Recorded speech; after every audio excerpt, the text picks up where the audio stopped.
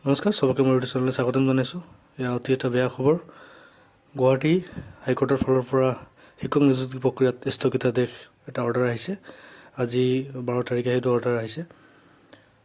এয়া অতি এটা বেয়া খবৰ, কিয়নো শিক্ষক নিযুক্তি প্ৰক্ৰিয়া এনেই বহুত দিনৰ পৰা SSA বা কণ্ট্ৰেক্টচুৱেলসকলে ৰেগুলাৰাইজ হোৱা নাছিলে।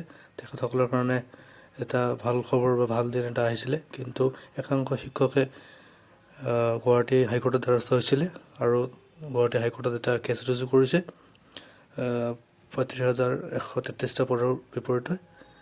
আৰু সেইটো শুনানি আজি এতিয়ালৈকে ফাইনেল হোৱা নাই, যদিও গুৱাহাটী হাইকোৰ্টৰ ফালৰ পৰা ৰিক্ৰুইটমেণ্ট প্ৰক্ৰিয়াটো স্থগিত ৰখাৰ কাৰণে নিৰ্দেশ প্ৰদান কৰিছে গভৰ্ণমেণ্টক।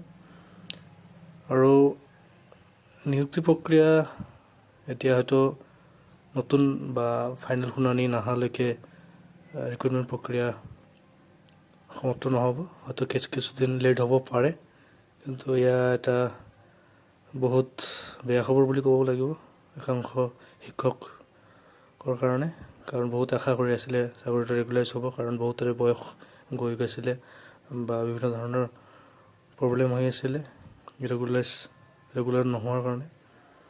তো যিহেতু হাইকোৰ্টত একাংশ শিক্ষকে কেছ এটা ৰুজু কৰিছে 35,133টা পদৰ বিপৰীতে, তো এইটো শুনানি নোহোৱালৈকে কেছটো স্থগিত থাকিব। আৰু এইটো শুনানি কেতিয়া হ'ব, বাকীখিনি মই নেক্সট ভিডিঅ' এটাত আপোনালোকক বিতংভাৱে ইয়াৰ গোটেই ডিটেইলছখিনি জনাম।